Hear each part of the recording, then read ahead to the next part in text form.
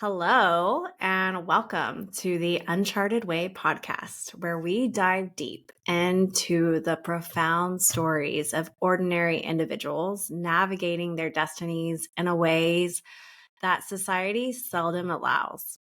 In this space, we explore the courageous journeys of those who defy societal and cultural norms, forging paths that not only feel fulfilling, but challenge the very fabric of our expectations. And on today's episode, we have the very amazing Kenya Wright, who is a Reiki master, a ritual facilitator, a doula, an earthen home builder, and has been through her own journey of healing and is here to help us witness her and inspire us to continue to transform beyond those societal norms. So, welcome, Kenya. Hi, everybody. Thank you for tuning in. And thank you, Sari, for having me. Yes.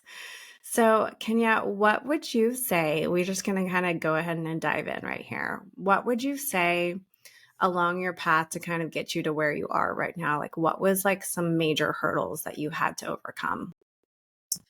Oh my gosh. I feel like hurdling was like the sport I was in for the last, 7 or 8 years for sure. I graduated college pretty confused. I had lived most of my life thinking I wanted to be a lawyer. And then by the time I graduated college, I had just taken this law class and realized law probably actually wasn't for me. And I didn't know. I didn't know what to do next. And I had lived that life of having a plan for like 15 or 16 years. And then I just suddenly didn't have one. And there was no schooling or anything else to kind of just like, well, I can just do that while I figure it out. It was like, oh, I thought I had it figured out and I don't. So the past 7 or 8 years since then, there have been so many hurdles just around oh my gosh, dealing with anxiety, dealing with sexual assaults and healing from that. Trying to figure out, what do I actually do with my life? What am I actually passionate about? What is my purpose? Yeah, and then the other big thing was like, where do I live? where am I actually physically supposed to be on this planet? Yeah, I love that. So, what if you could like dial into anxiety a little bit? Like, what did that look like for you? Okay, so I had anxiety since I was a little kid. Like, I remember being 6 or 7 and laying in bed and wondering, like worrying that the house was going to burn down. And every night before going to sleep, I would just be in bed, like, okay, when the house catches fire, this is what I'm going to do. You know, I'm going to climb out the window onto my tree and I'm going to climb down and then I'm going to, there was like a whole fire escape plan that I had. And I remember like my parents having the tree outside my window cut down and it being devastated. It's devastating not only because it was my favorite tree, but also because I was like, oh my God, but the house is going to burn down and I don't And have that was your escape. yeah. So I don't know, where it came from or why that was a part of my story so big, but I was an anxious kid and I didn't even know what anxiety was. So it wasn't ever anything that I had a word for. It wasn't anything I ever talked about. I was very functional and presented like I was always together, but internally my mind just, worst case scenario, what's going to happen? We're not ready. Let's be prepared. Like that was the that I lived a lot of my life in. And yeah, it was mostly the swirling thoughts, and then like I could get stuck in like some freeze responses around that as well, where I would just like be stuck in this state of worry and fear. And do you feel like that was like a theme within your household as well, or primarily just what you were experiencing? It's interesting. I remember telling my family, like, oh my gosh, guys, like I've realized that I'm an anxious person, and like telling the stories of these are the things I've been anxious about, even, before the more like adulting fears that come into life. Like it's been with me since I was a kid, and they were just like, oh my God, Kenya, that's so weird. There was some chuckles. It was just like, you thought you were scared of what? Like you were worried about what? And I remember everyone at the table being like, yeah, that's not my experience. And then, you know, time passes, and then you start to hear, like, oh, that's anxiety. When I'm like afraid to Mm. drive up mountain roads, like, that's anxiety. Or, like, just different things that family members would go through after that. And then I would hear them using that terminology as well. So I do think that it's something that other family members within the household were experiencing, but also may have been in a similar place of not actually understanding the language around it, and like what are the actual symptoms of anxiety, and is it anxiety, or am I just being really prepared and really logical? Oh my gosh, I love that. And I think that anxiety also manifests differently for different people. Like for me, anxiety was a big one for me. And I would constantly have physical panic attacks and Mm, like physical symptoms in my body. Like, I mean, I think you can look up like all the physical symptoms that can manifest as far as anxiety. And there's like over 100. And I swear I experienced every single one of them, where other people have more of like that kind of mind emotional anxiety, that like their thoughts just kind of run, and kind of like where they are always prepared, or like it being a control thing. And so yeah, I think it manifests different for different people. So even maybe the question that you might have been asking in your family, if they were experiencing, maybe it was just in a different way for them, so they couldn't articulate that as well. definitely. Yeah. So how do you feel like that anxiety, like, did it control your life, or was it manageable? What did that look like?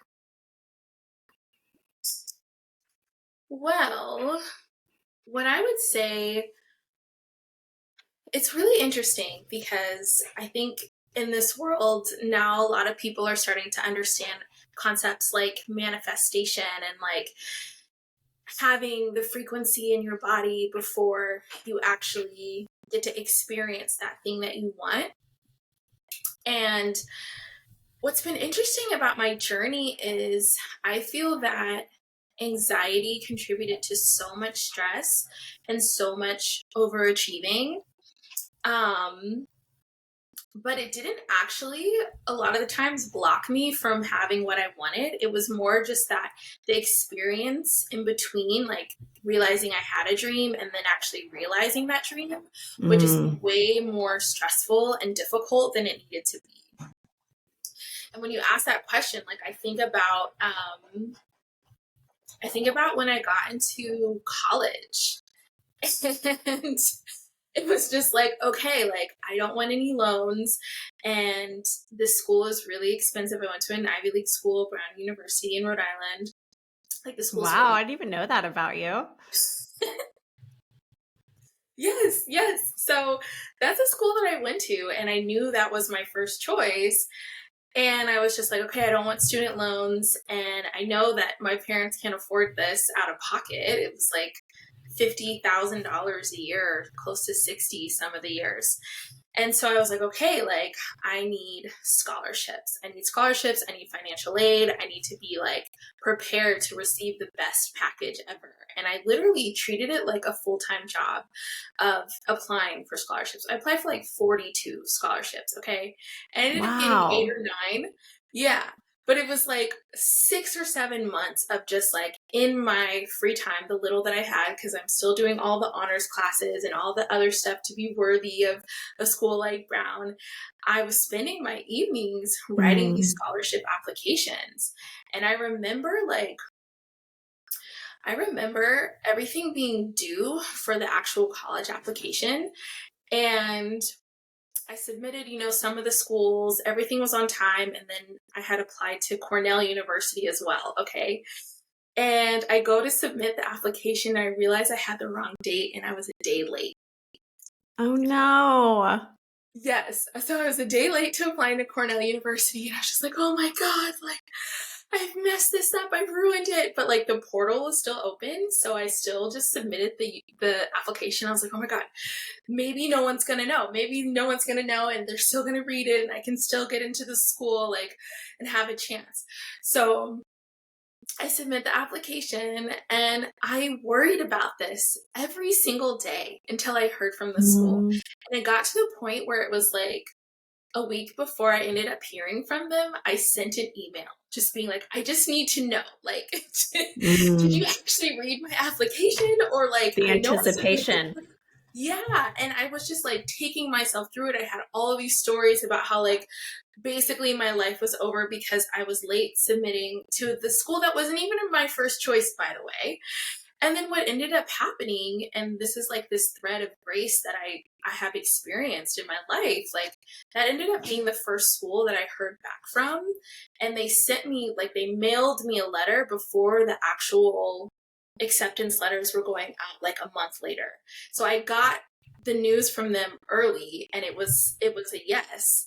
And so it was just like, yeah, I don't know. I feel like a lot of my stories are like that, where it's like, okay, I'm going to do the most, and anxiety's telling me I have to overachieve and it has to be perfect, it has to be great, and then it's not perfect.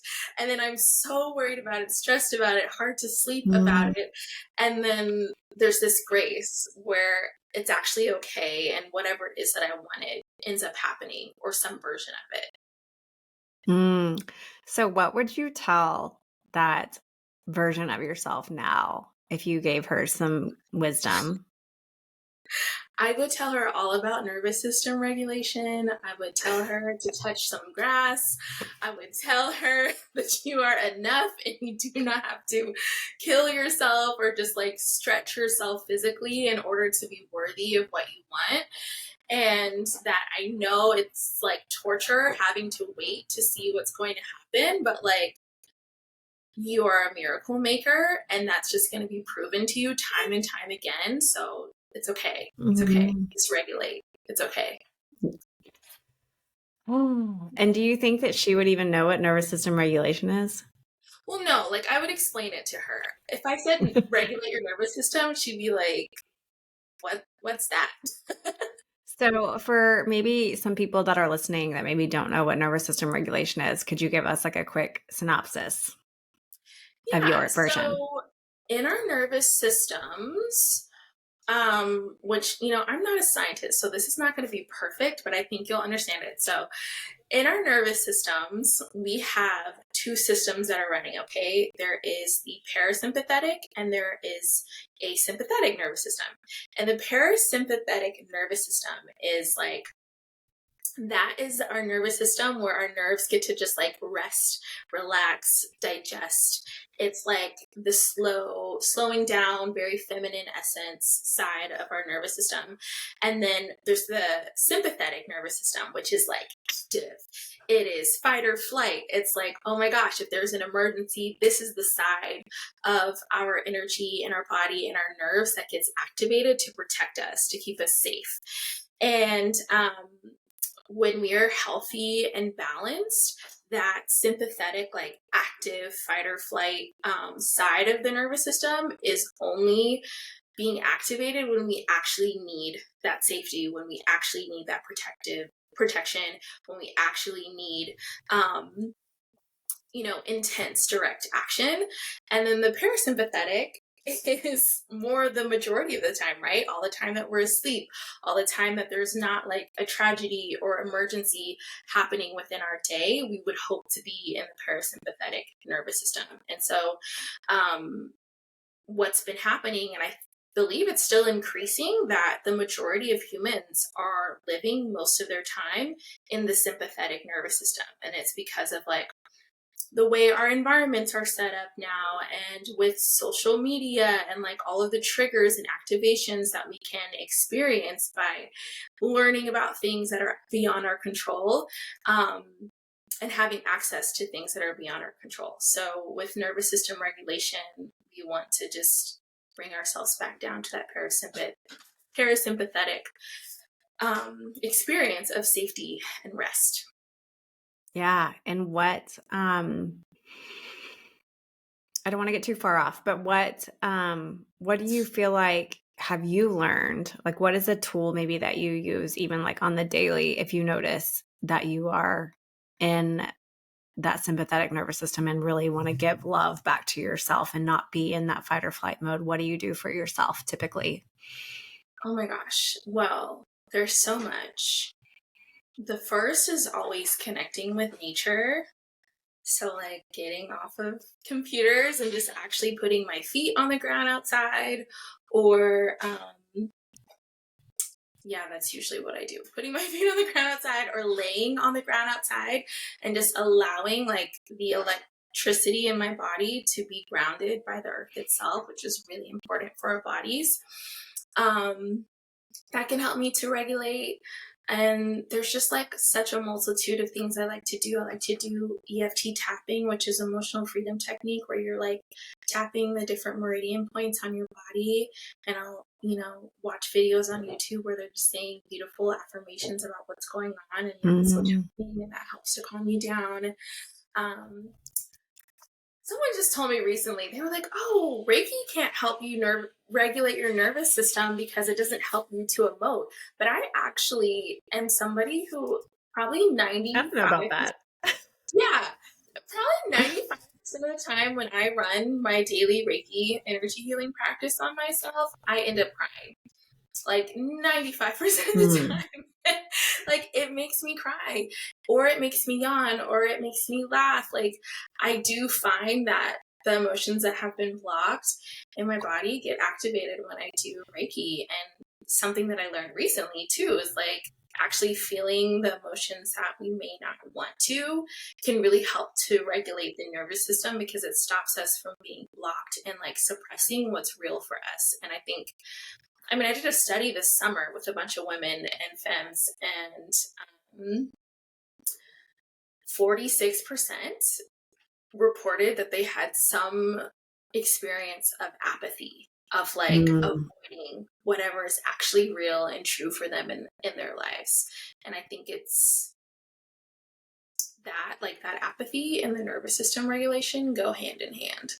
Absolutely. I mean, when you think about just how I feel like just disconnected as a society we are, and how that repression of what's actually happening, right? Just shove it down, don't talk about it, right? And we've really lost, how to have sisterhood, and we have all of these criticisms and these judgments and these things like that, and we don't talk and we don't share about what's really happening. It's just putting on that brave face of like, oh, how are you today? Oh, I'm great. And I always want to be like, I'm actually really shitty. You want to hear about it? I mean, how would most people react if that was the response? And I think that's that avoidance. Mm-hmm. Yeah. Totally. And so with your anxiety, and I want to move on to your sexual trauma as well. When it comes to like with the college situation, do you feel like you really wanted to go to college and to do those things? Or was that something that you thought that was required of you? Ooh, now we're getting into the questions. That's such an interesting question that you ask, because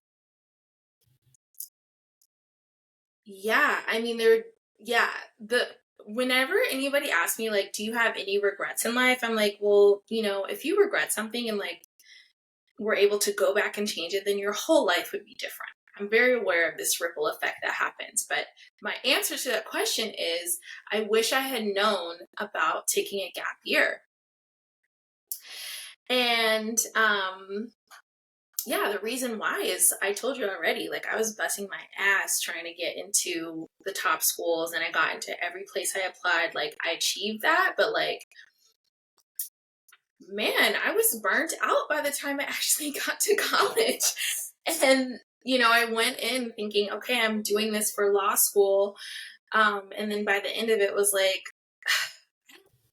I don't think I want to do law school, but I don't know what I want to do. And I remember I went to early orientation at Brown, and there were all these kids there who were older than me, whether it was 1 year or a few years. And they were all just like, coming off of a gap year. And I was like, well, what did you do in a gap year? Oh, I traveled. I went to Peru. I went to Chile. I volunteered. I got a job. Like, I got some life experience. And what I noticed about everybody I encountered who had a gap year when I was in college was that they were centered. They knew why they were there. And if they had experienced any level of burnout, they had recovered from that and were just like going with a fresh slate. And so yeah, I'm like, man, I wouldn't take my college experience back. And I definitely felt led there intuitively. And it was definitely a choice that wasn't even my first intention, Brown specifically. And I felt like called there energetically. And I do think that that resulted in me having like a softer time in college than I would have, based upon what I was planning to do at first. But yeah, I would say I didn't fully understand what I was getting myself into. And if I was more connected with myself at that time, I at the very least would have taken a gap year. And then after that, who knows where that would have taken me. Yeah, I so love that. And I like preach that. And I tell my children all the time, like, number one, you don't have to go to college if you want to. Okay. But like, why are we going? Yeah. And I will give you $20,000 to go discover yourself first.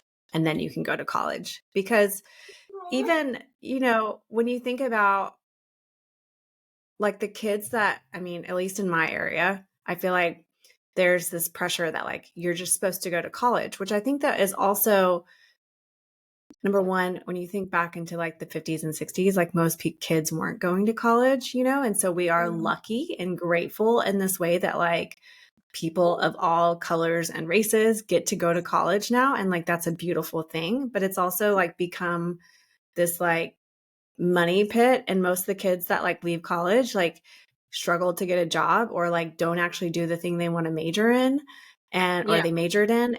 And I think that if they actually got time to go and discover what's happening in other parts of the world and what is actually like driving them, they might not even decide they want to go to college. And like, that's okay too. But like this rigidity, I feel like in the US of like, you go to school, you graduate high school, you go to college. And like, does it have to be that way? And go ahead. Oh, I was just agreeing, just like, yeah. These Okay. are really important questions. Yeah, I love that, definitely there's no regrets. And I think that you are definitely exactly where you are supposed to be.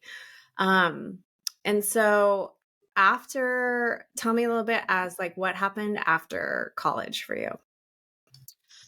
Okay, so yeah, I graduated and I actually did basically give myself that it wasn't a year, but I was like, okay, I wish I had a gap year. I'm going to just take the summer off and do an adventure. So I ended up doing Bike and Build, which is a program where you bike from the East Coast to the West Coast of the United States. And my route, we started in New Haven, Connecticut, so it was near college, and then we ended at Half Moon Bay, California, and I'm from the San Francisco Bay Area. So I was like, yes, I'm gonna bike home from college. Like, that's my gap summer, basically. That's a pretty big deal. That takes a lot. It does, yeah. And I have to tell you that I did not go into that trip prepared. Like, I had a very romanticized idea of what my summer was going to be. And then I got there and was like, oh my gosh, I am not in shape for cycling. I did not do the training. Like, we have the Appalachian Mountains, the Rocky Mountains, the Sierra Nevada Mountains. Like, I'm insane. Why am I doing this? And yeah, I had quite a few moments where I wanted to quit. But I ended up staying on this trip.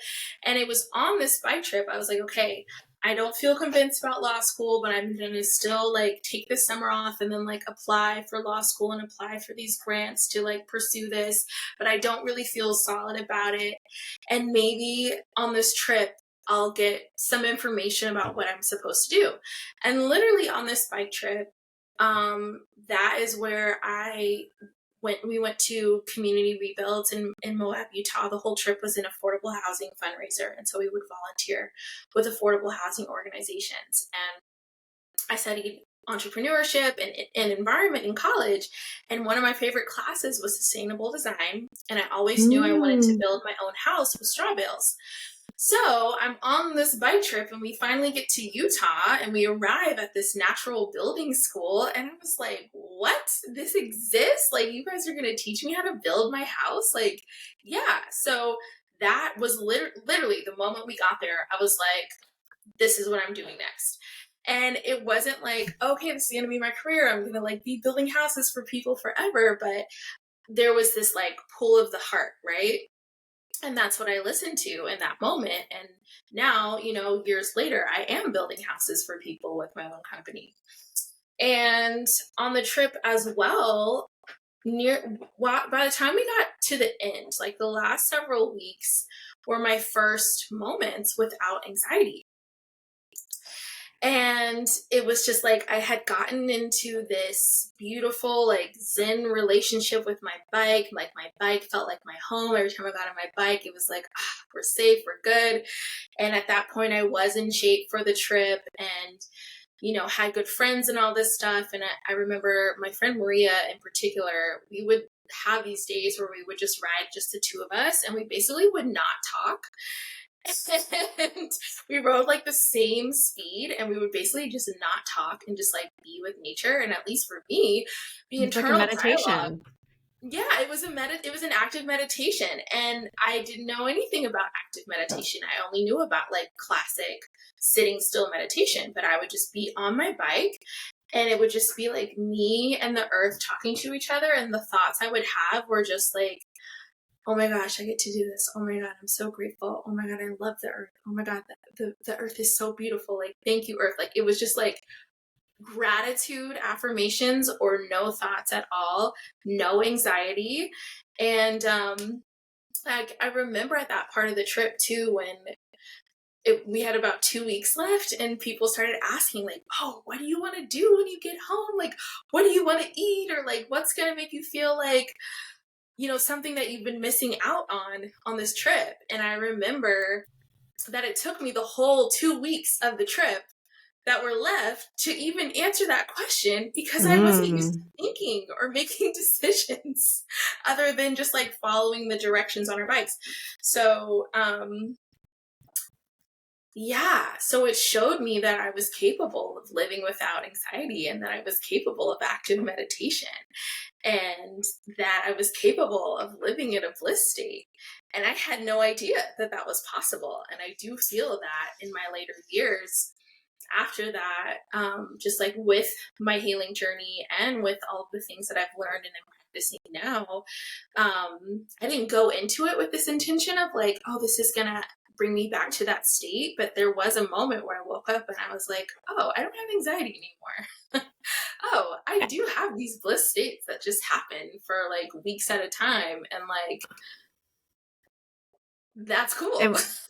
Yeah. What a liberating feeling, to like, I mean, I know that feeling. And I think that if you're someone that is living with anxiety, like it's hard to even like dream like what that feeling would feel like until you actually experience it. And so like, I know you said that like initially, not having like these things that you needed to do, you were kind of just like going and you were on this bike path. Like, what do you feel like was the like overarching theme that ultimately led to like that just kind of disintegrating? Wait, to that disintegrating? You mean after the Yeah. trip? Yeah, your anxiety just kind of like going away. Oh, during the trip. Yeah. I do think A lot of it had to do, I mean, one, just the connection with the earth and the sun, right? Like I had been vitamin D deficient my whole life until that trip. And Mm, I would take vitamin D, but still it was really low. And I remember like that was the highest my vitamin D had ever been, just like being out in the sun all day, every day, being active. There were so many endorphins happening. Oh my gosh. And yeah, so just like the actual straightforward disconnection, feeling. almost. Yeah, like that was one aspect of it, but it was also just, I told you that my anxiety was really based about the mind and just like overthinking and like wanting to be prepared for stuff. And with that trip, we had leadership and they, were in charge of driving the van that had all of our suitcases. Someone else decided what the route was. And when you're on a bicycle for 75 days, like that's a long time. It's a really long time. Yes. It's a really long time. Our routes were decided for us. The food was, oftentimes donated or we cooked it ourselves. We had rotating chore groups. Like the whole system was determined for us. And we basically had to just keep showing up and not go home early. So to have such a long period of time, not just a weekend, not just a week-long vacation, but like to have such a long period of time where most of my waking hours were already planned for me. And for like the task to be riding a bike, right? Like you can do the same thing every day, but there are other tasks that actually take thought and decision making. But when you're literally just riding a bike, you just are moving your legs and you're just like reading your little map and you're like, okay, in 10 miles, turn here. Oh, in 12 miles, turn there. So there's nothing else that you have to do. There's nothing else that you have to do. And you don't have Wi-Fi. You're out in the middle of nowhere, biking through cornfields and mountains. And there's nothing that can really distract you in that state. You just have to be present and with it. So that sense of presence and just like that kind of like masculine energy of structure that was already taken care of just allowed me to have my experience on that bike and not have anything else going on in my head. So it was really almost like rewiring your brain in that process because there was nothing to distract you in the ways that like it would typically distract you. And so how Mm-hmm. like do you feel like after that trip was over, did any of that sort of come back or you were just kind of like, oh, I see this now and or what showed up for you? I mean, after the trip, it was honestly a pretty rude awakening because the detail that I love to forget is like I was injured on this trip. I was injured. My knees, like the way I was riding was messing up my knees. I know everybody says riding a bike is so good for your knees, but I was doing it in a way that wasn't great for your knees. So, when I got home, like I kept trying to ride, but then I couldn't really excuse continuing to ride and not address the fact that my knees hurt. Mm. So I had to go into like a whole healing journey around my knee injuries.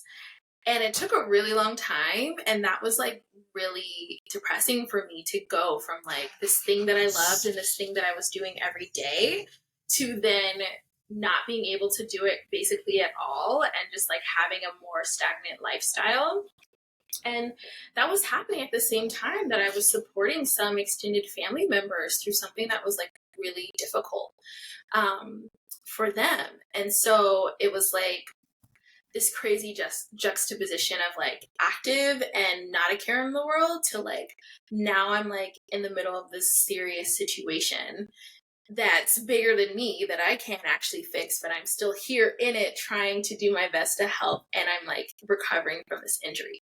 So, yeah, after after was kind of the opposite of my bike journey.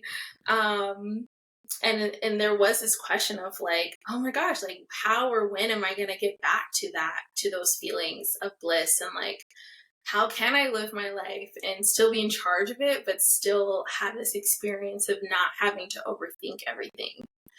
What great questions. And what were like what was the insight popping up with that type of curiosity? Oh, I straight up didn't know. I did not know. Okay. I just did not know. And all I could do was just keep following my desires. So, like, it took me to that natural building school to build houses, but it was very isolating to be in Utah in a majority white population and to not have that connection to my culture and my community. So immediately after, I moved to Brooklyn, New York. So like I went from like these extremes, right? Like the extreme of the bike trip to the family situation, the extreme of living in the remote desert and canyons to like one of the biggest cities in the world. And I just like kept kind of like oscillating through these extremes of the things that I thought that I wanted. And then eventually I was just like, okay, now it's been years. I still don't know what my purpose is. I still don't have a clear life plan. I still don't know where I want to live. I've moved every several months since graduating college. Like, what was all this for, basically? And I began asking those questions when I was a tour guide in Yosemite. And I would just, again, be out in nature, listening to the earth, just being like, what was all this for? What am I supposed to do? And the message I received there was to go back into building and to really dedicate myself to it, not just like as this fun thing that's for just me, but like in a real way. And from then, things started to get more on an even path. But then I had my sexual assault experience and just like all of that trauma that I was healing from, which then brought me back into the, oh, what is healing? How do you do this? How can I change the way that I think and feel and experience my body? And and then it was like, okay, now how can I be someone who's really passionate about this healing work and also be somebody who builds houses at the same time? You know what's really beautiful though, Kenya, as I'm just witnessing you tell this entire story, and I'm sure some people are maybe seem like it's all over the place, but what I love through every experience is that intuitively you are asking these questions that are ultimately guiding you to the next thing. And I Mm-hmm. think that's where so many people get lost, is that they're looking to external sources to really guide them, and in a way that a lot of the times maybe isn't serving them at all, right? Or they're looking for the answers to their questions in someone else versus themselves. And so do you feel like that was in like just an innate nature that you had to kind of like keep asking these questions, or was that something that like your community or your family really instilled within you? Yeah. Thank you for that reflection. Um, Yeah, I mean, okay, I want to answer your question, but I also don't want to forget it. And then I also want to say what I was thinking as you were asking the question was what I was what I was thinking was that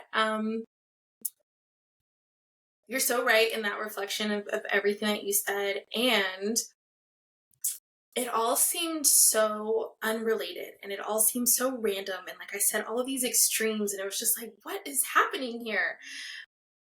But then what ended up happening is I started having these experiences. Where all of a sudden, like in the present moment, something would be happening and I'd be like, oh my God, that is why I had to do all of that random stuff. Like, oh, that's why that happened to me. And that's why that happened to me on that day. And if that hadn't happened to me on that day, then that wouldn't have happened, and that wouldn't have happened, and that wouldn't have happened, and I wouldn't have made it to this moment. And it just kept happening where I would have, every few months it'd be like, don't worry, like this, there's a reason why every single random job that you had, like every single time you move, like there was a really clear reason. And the more you keep living, the more you're going to be able to see and receive those confirmations. So that is what I will say to any of you listening. If you have had something similar happen where you're just like, what the heck? Like, who am I? What am I doing? I'm so it. I'm so weird. I can't seem to like find my path or find some grounding. Is, yeah, I just pray for you that you have that, you start to have that experience where you start to see why all of those threads actually really are connected. And then your question was I always someone who was like reflective and like listening to my intuition, stuff like that? Yeah. And do you think that was instilled in you by like your family or community at all, or was that just something that was showing up for you alone? I'm sure that part of it was just like a natural part of like, you know, my chart, my personality, my soul, right? But I would actually say that what triggered that was growing up in church. And I would really take everything I learned in church so serious. And I would try and like fit it into my own intuitive beliefs or just like my observations of the world and of community. And I would spend a lot of time like in the backyard, in the park above the house, in the state park once I was like a bit older, just literally there with nature, being like, is this part of the Bible true? Or like, is this what I believe? Or like, if I believe this, then how do I live my life? And just like reflecting and visualizing and like tuning into the energy of these different beliefs and trying to decide for myself if they were of God or if they were of man. Yeah. Yeah. And I think too, what I love when I hear you say that too, is a lot of these kind of coming up within nature. And I think number one, we are very connected to nature. We've lost that being in the roles that we live in our lives now for the most part. Like, how often do the majority of the people go outside and put their feet in the grass? Or do they even have grass for that matter, right? Most of us live in concrete jungles. And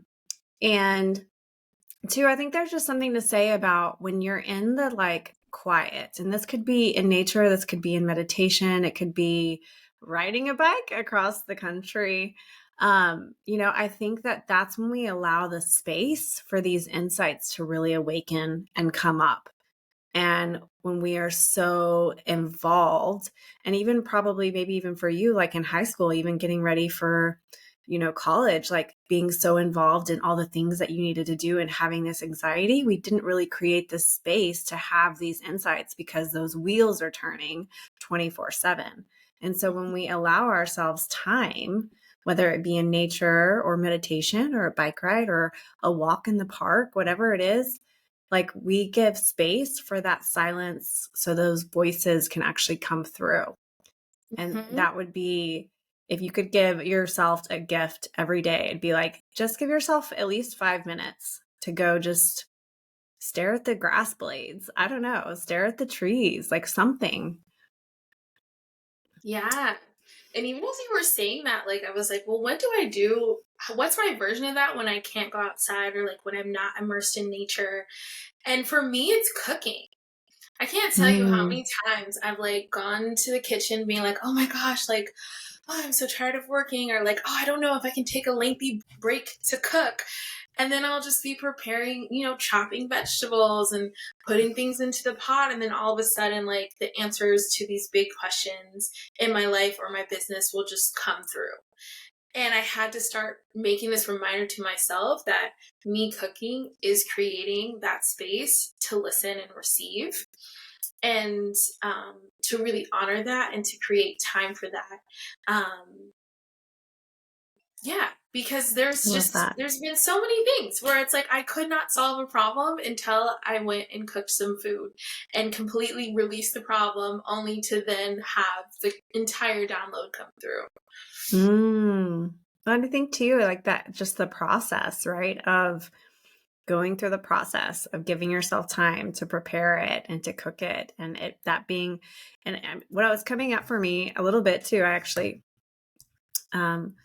was even with your bike ride, was that it was almost this like ceremony, and how that entire bike ride ended up being this ceremony that led you down this path because you had so much time to really devote to yourself. And then whether it be in nature or cooking or whatever it is, like you're creating this whole ceremony out of it, you know, and letting these downloads, these aha moments to come through. And I think when we can create that type of preciousness in our life, then those insights just naturally come up. But when we're so distracted by the computer, the TV, the cell phone, the news, you know, relationships, all the things, it's hard to really hear the things that can actually push us forward and get us out of whatever we're experiencing. Mm-hmm. Yes. Okay, so let's dive in just a little bit. We have a little bit of time left let's talk about your sexual assaults a little bit, if you feel safe about that. Yeah, I can talk about it. Okay. So what do you feel like?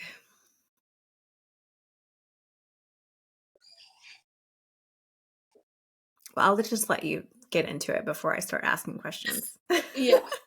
Yeah, I mean, I would say the context around this happening, it was such a defeated moment because I had literally just spent, maybe it was 9 months, reflecting on myself and really just like doing this deep inventory of like, who am I? How am I making my decisions? Is my intuition calibrated? Like, these are the questions I was asking. And I was back in Utah. I had been recovering from my digestive system, like basically shutting down is a little too extreme, but I at the time had 33 food sensitivities and I had to be like really strict with what I was eating, and like had found out that I was, you know, sensitive to almost everything I had been eating before, and like basically slowly poisoning myself with what I thought was healthy food, right? Like fruits and vegetables and gluten. So I had just... That's a whole nother podcast, I feel like. Yeah. It's a whole other story. But it was like I had just spent months and months and months in Utah just like reflecting on myself, reading books about healing with the earth, reading about astrology, reading about digestion, reading about Women Who Run with the Wolves, incredible book.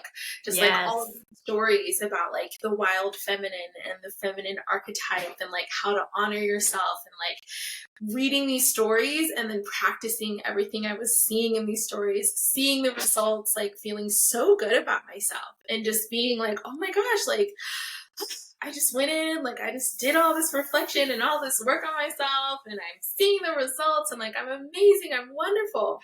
So I was literally on a trip celebrating myself for all of this work that I had done and feeling like, it's over, like I'm healed, basically. And I'm on this trip having this celebration when I end up being assaulted. And this experience definitely, you know, it was years later that I realized like, oh, I used to be a dancer. I used to be a dance teacher. And now I don't feel comfortable just like dancing in public or just like dancing kind of at all. And realizing like, oh, there's this unconscious belief that my doing that is not safe now because of what happened after I was out dancing and, you know, this whole thing happened. So yeah, it was kind of like very cruel timing, I would say, to have gone through all of this stuff and then to be celebrating and then to be knocked down again. And afterwards, you know, there was all of this dissociation happening where like I would forget for weeks at a time what happened, or like I didn't know, like I wasn't even using the word assault or rape for like at least a month, maybe 2 after the experience. And I like had some conversations with this person being like, this was really messed up what you did to me. And here's all the reasons why. And then you said this and then you did this. And like, that was so gross and toxic. And it wasn't until months later that I texted this person again. It was like, you know, actually now I'm using words like assault and rape. Now that I've like talked it through and like can remember what happened, and like, no, I don't want to hang out with you like when you're visiting in town, you know?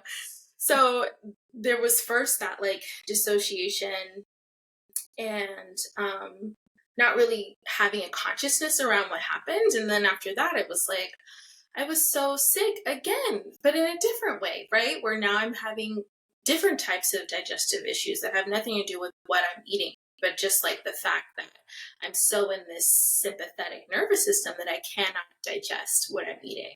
And, Mm. I had insomnia. It was really hard for me to sleep. I would wake up in the middle of the night, and then it wasn't until the sun came out that I could go back to sleep.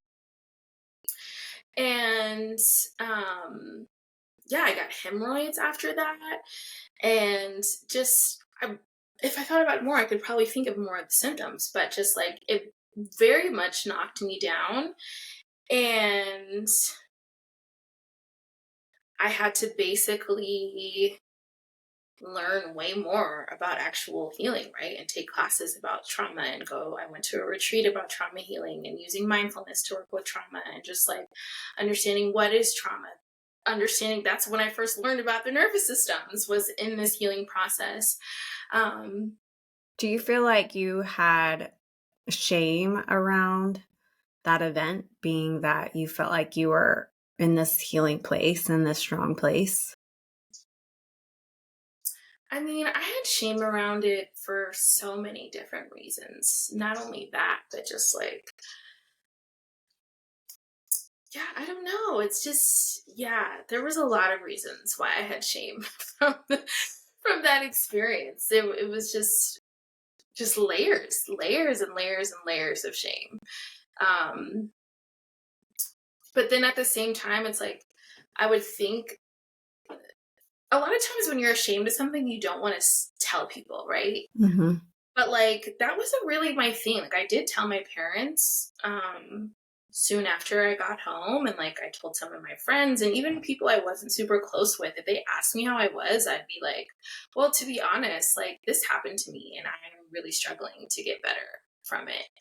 So there was both. Like there was definitely the shame or like certain aspects of the story that I didn't want to talk about. Um or even just like feelings like some part of this was my fault and things like that.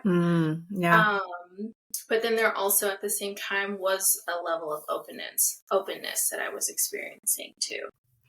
So, what would you want to tell someone if they were listening and experienced maybe a similar situation, like that maybe didn't feel like they could tell people? What would you want to tell them?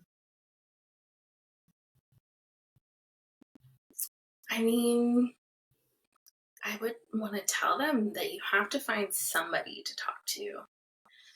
And it doesn't necessarily have to be the people you're afraid to tell. But you have to find somebody who's going to receive you with love, with non judgment, with listening ears. You have to find someone. And once you found someone, then find somebody else and just like develop a practice around actually talking about it. And maybe through that practice, you might feel more comfortable telling some of the people you were afraid to tell, or you may never tell them at all. But just for your own healing journey, I think it's really important to be able to own every single aspect of your story, the good, the bad, the rights, the wrongs, like to be able to say with honesty, like, this is my life and this is what I went through. Um, it changes something. It changes something. And it takes away the feelings of guilt, of shame, and of regret. Yeah. And I have to agree. I had some sexual trauma from from childhood, and I didn't even speak up about it until a couple years ago. And it wasn't until I actually started, I told a friend, and she was kind of in my spiritual community. And after I told her, she was like, "Wow, Sari, I'm so glad you told me and you said something." She's like, "I have a similar experience." And I don't think that she would have ever told me that she had a similar experience unless I would have spoken up. And how much that is actually happening to so many women, and they don't feel as if they have the courage until somebody else says something. And so when are we going to stop the cycle of being silent and share in our wounds and our sisterhood? Mhm. I'm so grateful you said that, because that also was literally my story, where, if I remember this all correctly, the timing, I told you I couldn't really remember what happened, but I was starting to already have like the symptoms of not being able to sleep and things like that. And I was on a hike with my friend. My friend had helped me. She came to just like see where I was living in Utah and help me move back to California. And we went on this hike, and it was really magical and beautiful. And then for some reason at the end of the hike, instead of like finishing it, we stopped at this waterfall or like river or something. And we're just sitting there. I don't know how it even comes up. And she starts telling me about her story. And it was a story, that happened to her on a trip that we were on together. And then we split up at the end of the trip. And this happened after we split up.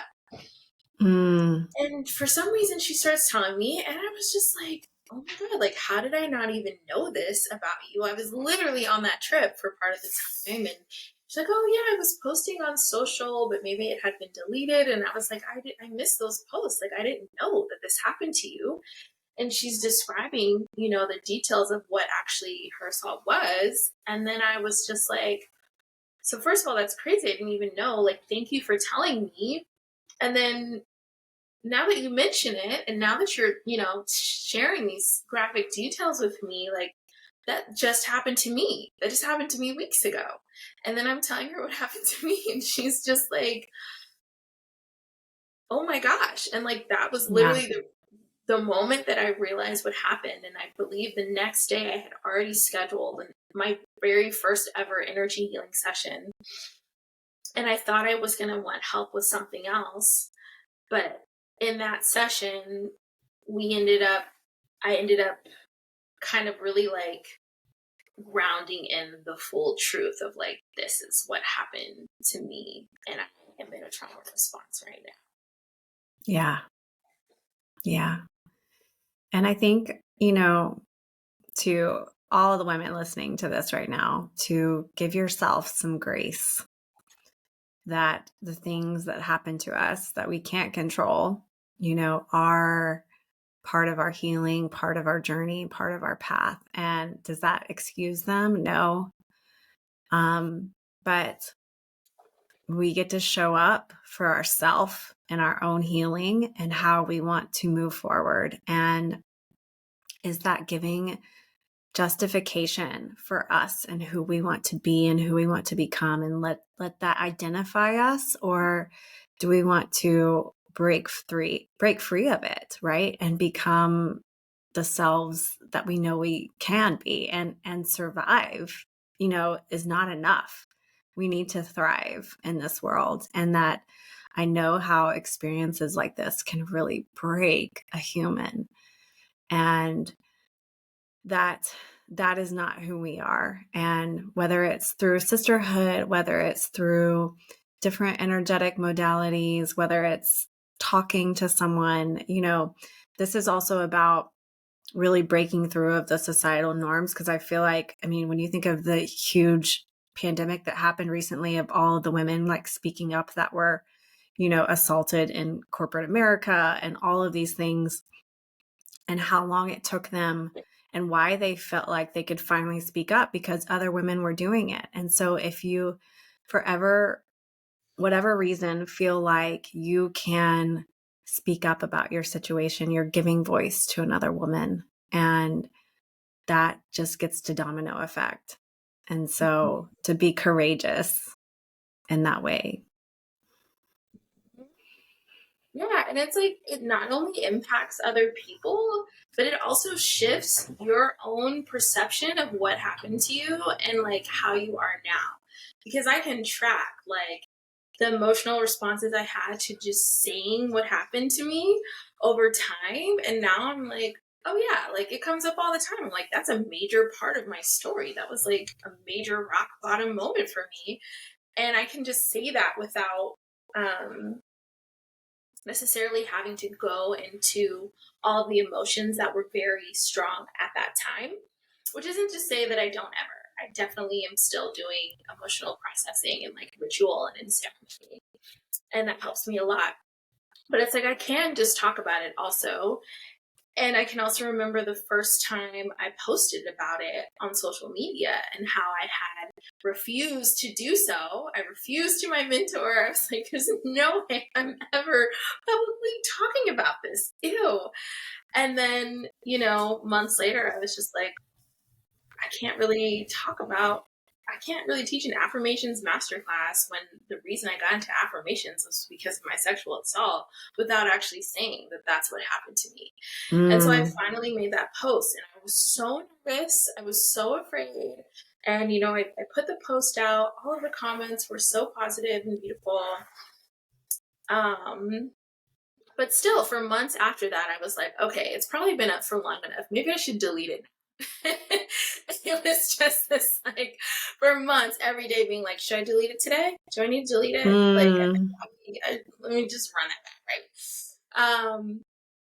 And eventually, I never ended up deleting it. It's still there, the original post. And then a year later or so is when I started teaching my class online, Astral Authority, where I train people in shamanic journey and Reiki and womb healing ceremonies and all these wonderful things. And for that, a big part of my journey to that was the sexual assault healing. And at that point, I was just like, yeah, like, let's go. Like, let me tell my story. Like, this is what happened to me. And guess what? Then I did a blood ritual, and that set me up to then go on a game show and win all the prizes I wanted on television. So, like, yeah, I can tell you this because now also there's this big shiny like result that came out of it, and I can own every single part of that journey. And it's like neutral or fun even to tell that story now. Yeah. And even just, that makes me think too, like when you think of the game show winnings, coming to you, Kenya won money on The Price is Right. And how when you start releasing the pressure and the weight from that experience, right? Or these, whatever it is that's really impacting you and holding you down, and you begin to heal and break free from it, like your opportunity for abundance in life is really just a wide open door. And like how that just showed up for you through that healing. It's just an opportunity. So passionate about coaching people and just being like, guys, I know that this sucks, but look, you're going to do all of this healing and you're going to completely change your mindset and you're going to completely heal your energy field. And then all of a sudden, you're just going to be attracting miracles. Like, there's like a huge light at the end of the tunnel. It's like really shiny. I love that. So adding on to that, Kenya, if there was like a loudspeaker to the entire world right now, what would you want to say to it? Yeah. This is the third time this question has come up to me recently. And honestly, the two words that I have for everybody is earth heals. Earth heals. Earth heals. Get out to nature, people. All right. Well, thank you, Kenya, for joining us today. And all of her information will be in the show notes if you want to contact Kenya for any of her healing services or just want to acknowledge her and her story and her journey. I'm sure she would love to connect with you. And we will see you next time. Thank you, Sari. Thank you, everybody. Hope to hear from you soon. Okay.